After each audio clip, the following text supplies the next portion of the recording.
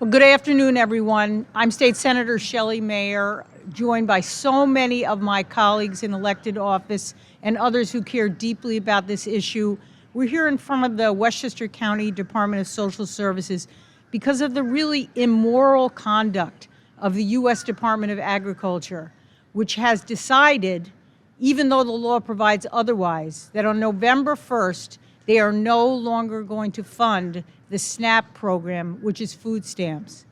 I'm joined by so many of my colleagues and the leaders of Westchester because we know that at the end of the day, some things in politics really come down to an issue of morality. What is right and what is wrong? And the U.S. Department of Agriculture has taken a position that has never been taken before. They have never said during a shutdown that they would not provide SNAP benefits. And in Westchester County, over 45,000 households receive SNAP benefits, and nearly 73,000 Westchester residents receive these benefits. And these benefits generate economic activity in our stores, on our streets. But beyond that, primarily they fund food for children and disabled and seniors. And it is incredible, and that is why we are unified, to say that this has to end. Already our governor and attorney general have stepped up and taken strong stands against this. And today Attorney General James sued the U.S. Department of Agriculture, and our governor has already put money on the table. But we are here collectively to urge them, to demand that they change their position and do not leave our people hungry and unfed when they are eligible and entitled to these benefits.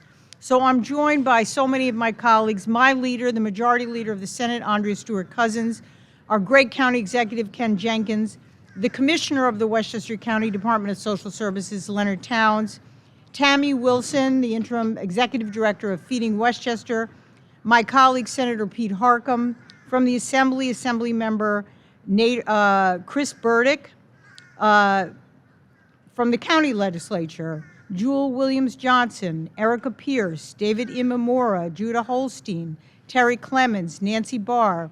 From the City of White Plains, Mayor Tom Roach, Council President Vicki Presser, Council Member Justin Brash, Council Member Jen Puja, and representatives for County Legislator David Tubiolo. And perhaps there are more of my colleagues that are going to attend. Assembly Member Chris Burdick, I mentioned, and I expect others to join us. But let me just say this. The U.S. Department of Agriculture, as I said, have taken an unprecedented position. The money is there. It was allocated by Congress. And in every prior time when there has been a government shutdown, and that has happened before, food stamps or SNAP benefits were distributed. This is simply a political decision. It is an immoral decision. And I'm not one who usually quotes religious texts, but on this, if you look at any of our faiths, feeding the hungry and taking care of those in need is an essential element of each of our traditions. Today, we urge the USDA, do the right thing, do the moral thing, and turn around your position. Fund this. November 1st is right away next week. We cannot have this happen on our watch. So with that, let me turn it over to my colleague and friend, the leader of the Senate, Majority Leader Andrea Stewart-Cousins. Thank you so much, Senator Mayer, County Executive Jenkins, for bringing us all together to really shine a spotlight on what is happening as of November 1st, if there is no intervention to, as you said, over 70,000 people right here in our county, 40+ million around the country, people who will not have food. Despite the efforts of our great organizations like Feeding Westchester and certainly the work that our Department of Social Services does and my colleagues in every level of government, despite that, there will be people who will not have food.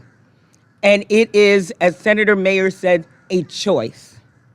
You can see that on a federal level, the president has directed that the military be paid. Also, there seems to be funding, again, rightfully so, for the WIC program. Why would we starve our people?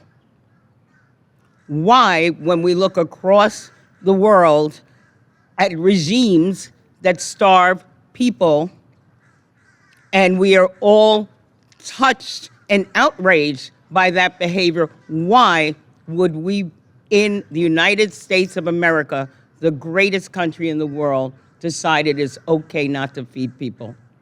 So I joined my colleagues in asking the USDA to release the funding, allow for people to eat, our children, our seniors, working families, the most vulnerable, allow them to eat. And of course, I urge the Congress, again, we've got representatives here.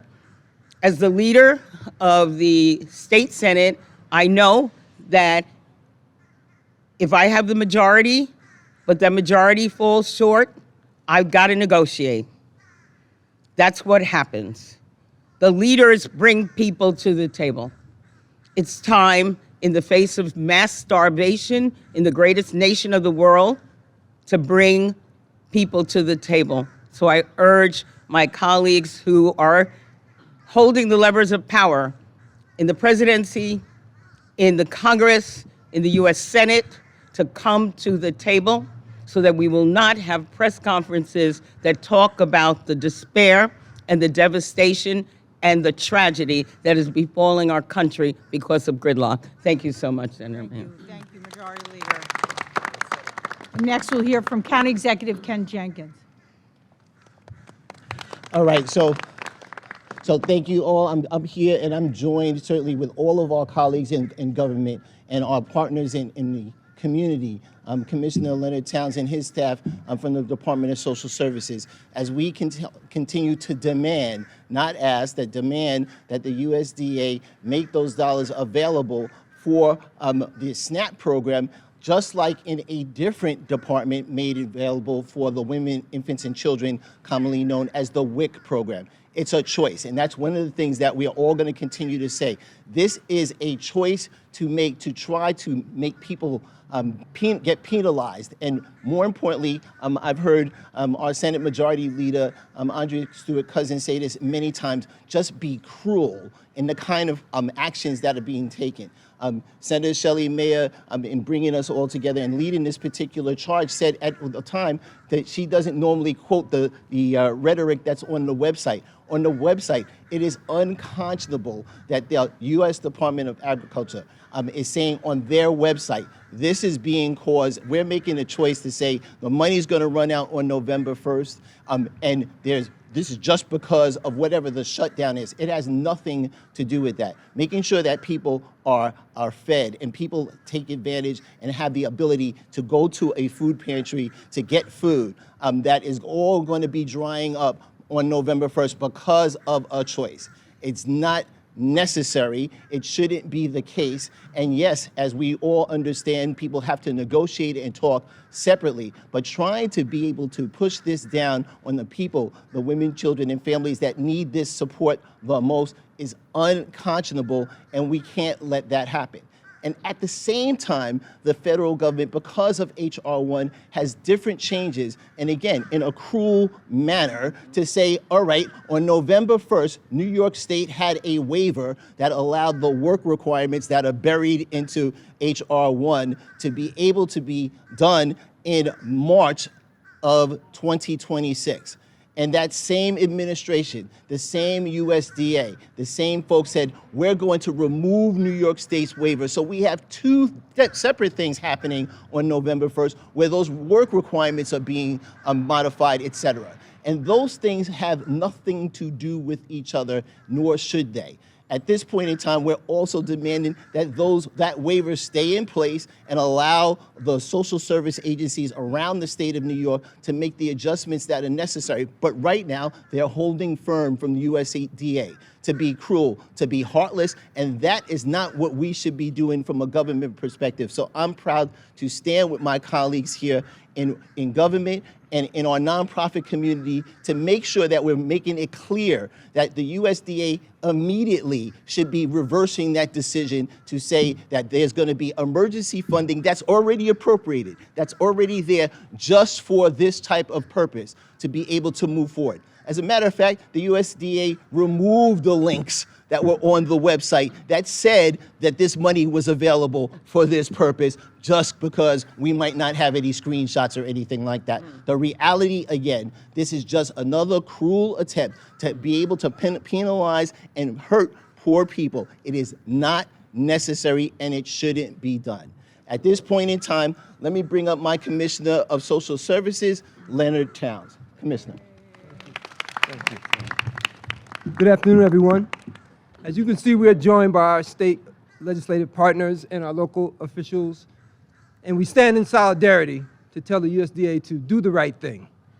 Now, we are working closely with the state to keep everyone updated and aware of what's happening, what changes are going on, and I just want to give you the address of the website that the state will be providing information on.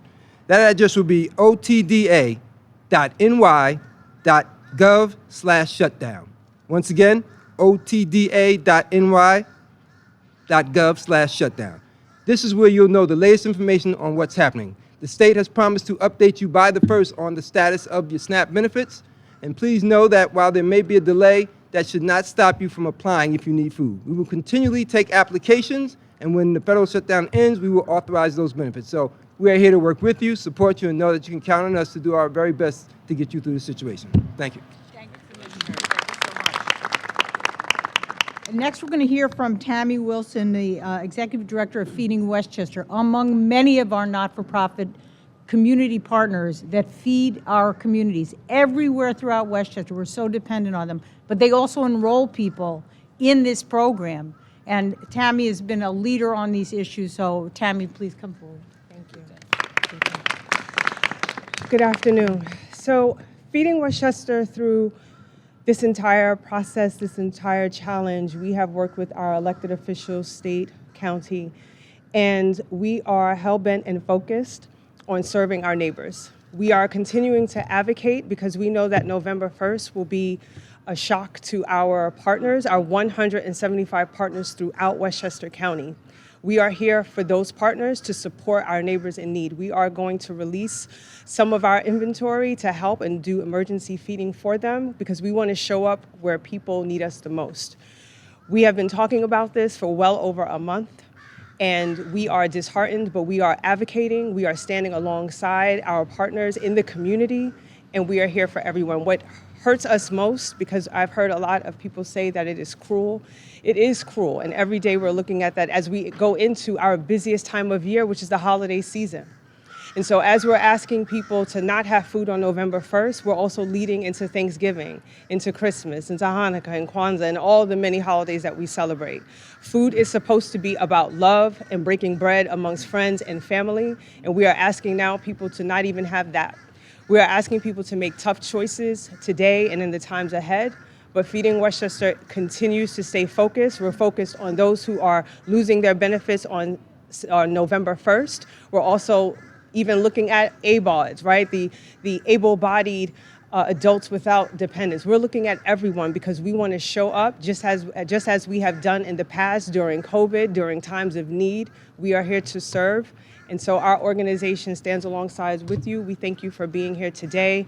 And if anyone needs any assistance, if you do not know where to go for food in your community, you can always go to feedingwestchester.org, where our 175 partners every day, bless them, are really boots on the ground, and we work in partnership and in tandem with them. So thank you. Before I call up my colleague, Senator Pete Harckham, I want to acknowledge that Governor Hochul yesterday put $30 million into one additional feeding program, $11 million into another, and she is looking for ways to ensure our kids can bring home food from school for the weekend. You know, we fought so hard for universal breakfast and lunch in every public school in the state, and with the majority leader and our colleagues in the assembly and the governor, we got that done. Incredibly now, that is at risk because we need kids to be able to eat on the weekends too. So the governor is looking at, and as I said, Attorney General James today, with a bunch of other attorney generals, is suing the USDA, saying they are actually violating the law. And we look forward to a court telling them what the right thing to do is.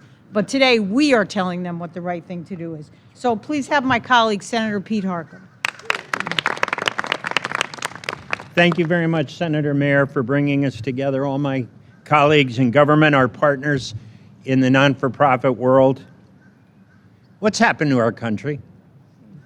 When did this soul sickness infect our nation that it was somehow right to take food out of the mouths of 400,000 New Yorkers, tens of millions of Americans, that is okay to take health care from 1.5 million New Yorkers, that it was okay to take energy assistance from low-income New Yorkers, seniors, people with disabilities? When did this all become okay? You know, going back to the Great Depression, we had this shared value that we looked after those who are most in need in our society. As Senator Mayer said, all of our major religious tenets point to helping those in need. And yet, people who claim to have the religious mantle in government are the ones perpetrating the most cruelty and the most greed.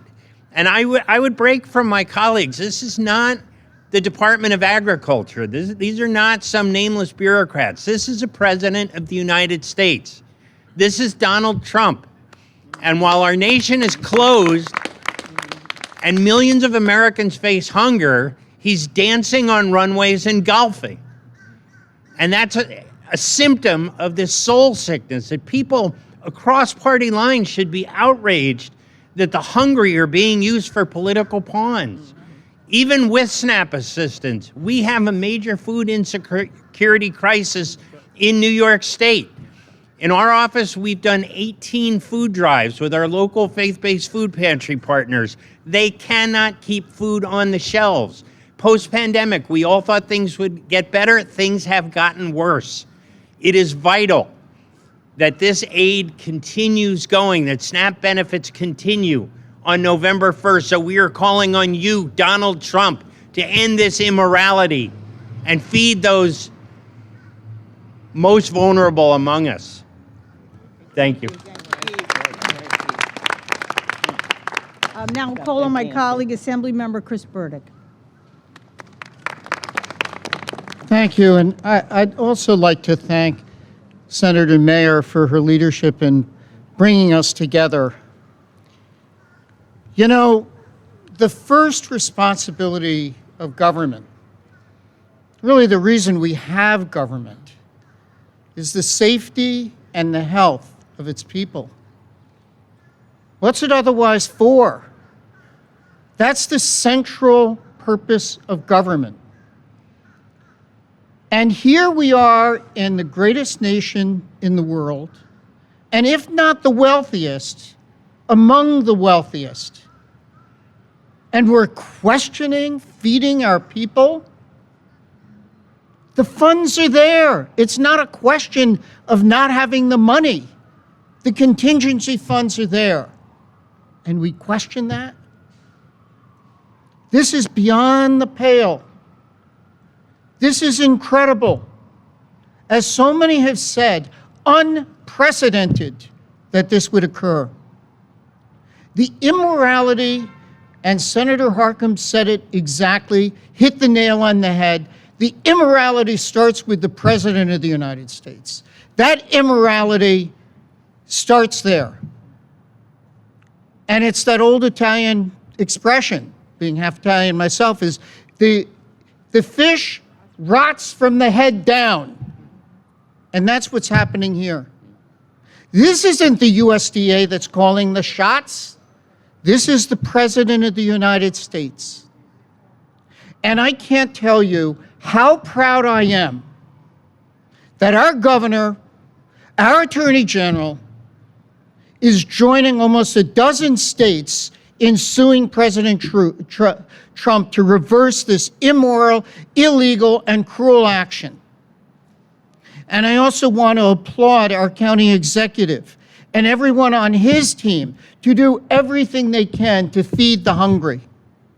And that's exactly what has to be done right now. This cannot stand. Thank you. So many of our colleagues from the county legislature are here, and I very much appreciate that. I would like to have Legislator David Imamura, who's a majority leader, I believe, right? Yes. Yes, okay, get my titles right. Oh, and we're joined by Assemblymember Dana Levenberg. Thank you, Senator. And I just want to echo what my colleagues in government have said. It is an abomination to weaponize human suffering to win points in a negotiation. The scripture says that our goal as a society is to feed the hungry and to clothe the naked. Well, Donald Trump is not feeding the hungry today. And he's not feeding the hungry because he wants to strip people of their health coverage, health insurance. When did this happen? When did this become America? So I join my colleagues in calling on Donald Trump to end this, to end human suffering, to end using this suffering to win points. I look at my 18-month-old, I look at my 4-year-old, and I know that because of his decision, because of this decision, there are going to be kids just like them who won't have enough food to eat because of this president. So thank you so much to my colleagues, and thank you, Senator, for organizing this. I'd like to ask Legislative Nancy Barr to come forward, and then I have Terry Clemens. As I said, we've been joined by Assemblymember Dana Levenberg.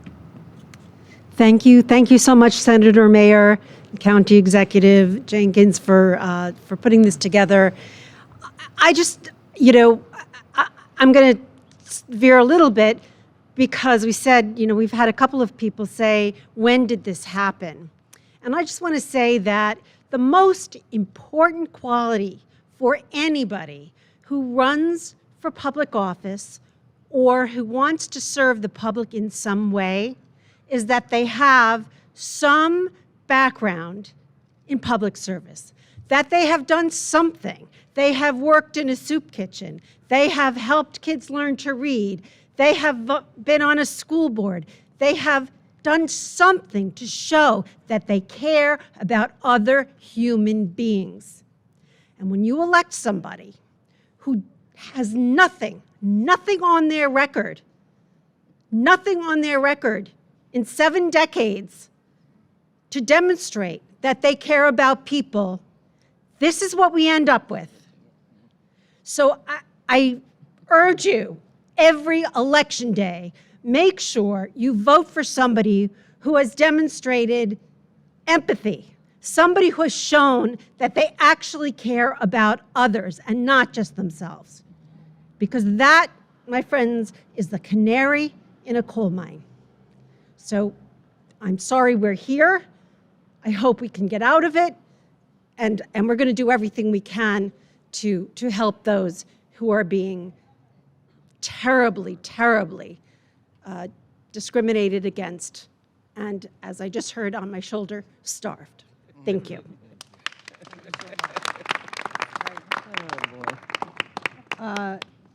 Legislative Terry Clemens, I'm trying to give everybody a chance to say a few words. Thank you, Senator Mayor. I'm honored to be here with my colleagues. As a retired teacher, I had students come to school that were hungry. I had bought food myself in my classroom. I can't even begin to imagine these babies going home and not having food. The principal at the school made sure we had a food pantry to support the families. Most of the families that we had were from South America. So this truly hurts not only my community, but communities in Westchester that are very similar.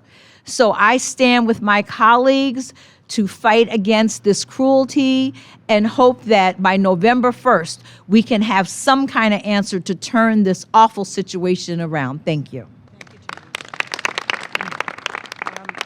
Legislator Jewel Williams Johnson.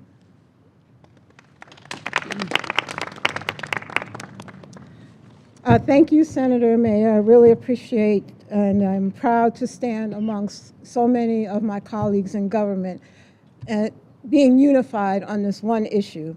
Everyone has said everything. You know, as a human being, I've just called this totally inhumane.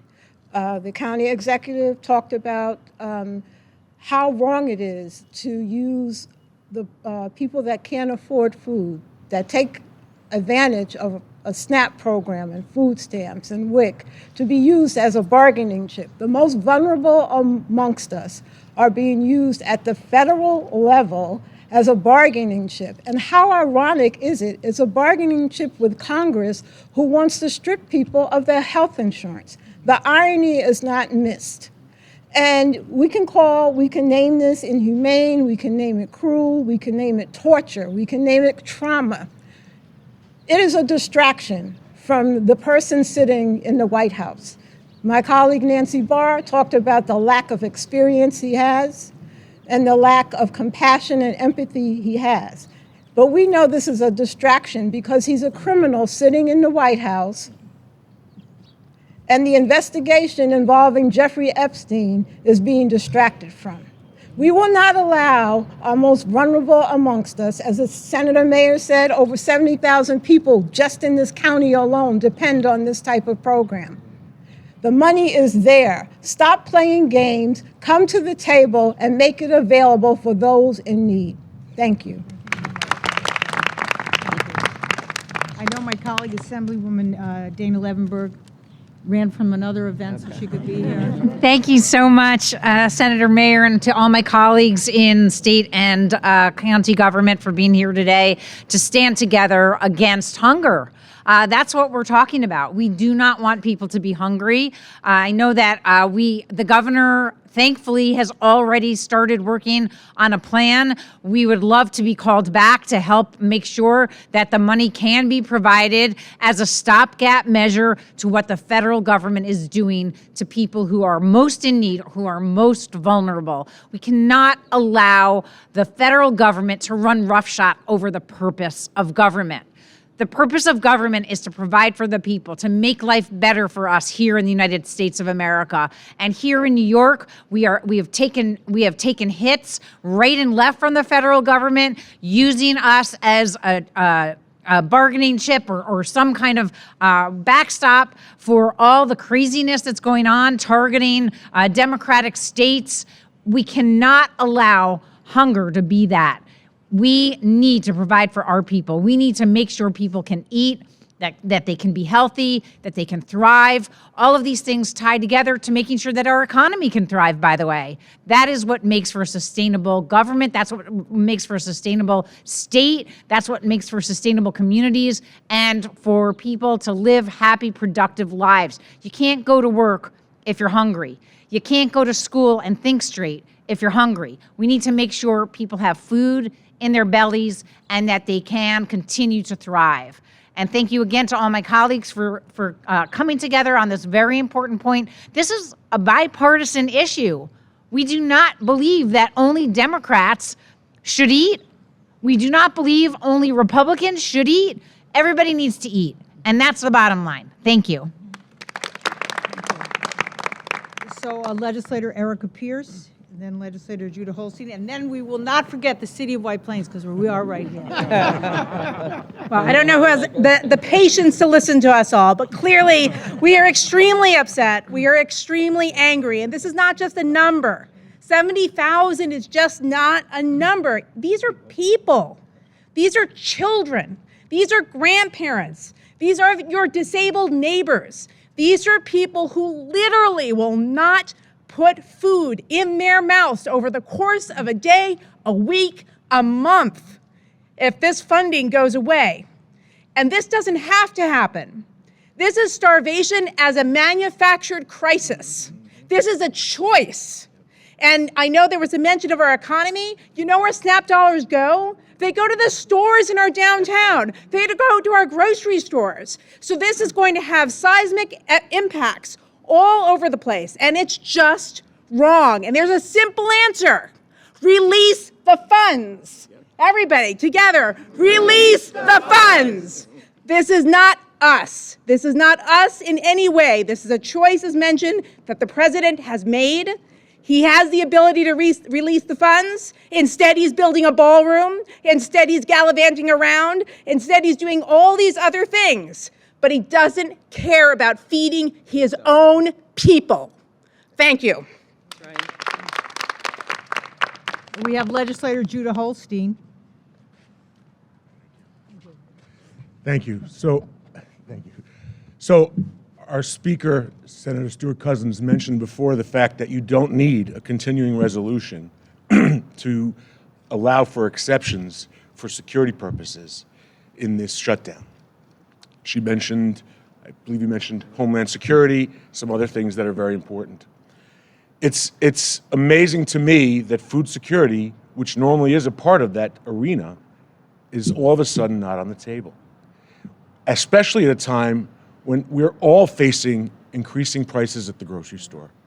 We're all facing increasing job insecurity with the job rate, the jobless rate going up. We're all facing, right, came out today, right, the jobless numbers. We're all facing economic challenges. To leave the people who need food security, who need food on their table behind today is unfathomable. And the notion that we can have exceptions for the sake of having jumbo jets for DHS executives for $175 million, or ballrooms at the White House. And those are okay, but food insecurity is not, is beyond cruel. When I was on school board, whenever we had a partisan issue, we looked at, it's about the kids. It's about the families. It's about the people. This is not a partisan issue. It's about the kids. It's about the families. The USDA must release this money and put the food on the tables of these people that need it every day. Thank you. I know the mayor of White Plains, Tom Roach, is here. Here he is. Hey, Mayor. Okay, good afternoon, everyone. And I'll just say, I'm so proud of my colleagues. We have every level of government here. What a turnout we have. And the reason that you see this is that this is a group of people who are not behind a velvet rope or in an ivory tower, but out on the street with our friends, our neighbors, the people who go to school with our children every day. These are not numbers on a spreadsheet to us. These are real people. The fact that this is being done when the money is available is a disgrace.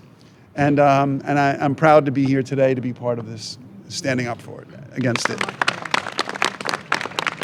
Thank you, Mayor. I know we had Council President Vicki Presser from the White Plains Council.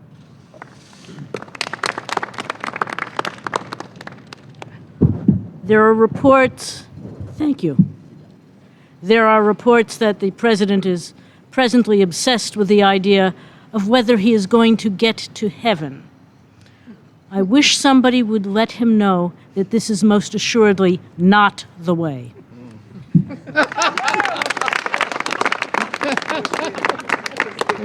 And we have Councilmember Jen Puja and then Councilmember Justin Brash. I'm so proud to be here today, despite the circumstances, because I have faith in our government at every level here, right here in Westchester and with our state leadership, because I am so sad and hurt to feel that we can look at how we're taking hunger and making this a political pawn. And so as we've heard today, the funds are there, they must be released, because we need to make sure that the people in our community, our most vulnerable people in our community, have the food that they need to feed themselves and their families. Thank you. Thank you so much. And last but not least, White Plains Councilmember Justin Brash. I'll be extremely quick. The great leader Mahatma Gandhi said, "The true judge of government is how it treats its most vulnerable." President Trump and his Department of Agriculture are failing miserably. This is an opportunity to make sure that we feed the most vulnerable amongst us. The funds need to be released. That is the purpose of government, to feed and take care of our most vulnerable. Thank you. Thank you to all my colleagues. And I want to encourage anyone, go to a food pantry this week and look at who is in line. You will be surprised to see your neighbors, the people that live on your block, the kids that go to school with your kids. This is a county-wide, statewide, national problem, and we have the ability to do something about it, and that's why we're here today. Thank you to my colleagues for making sure that we make our voices heard. Thank you. Thank you.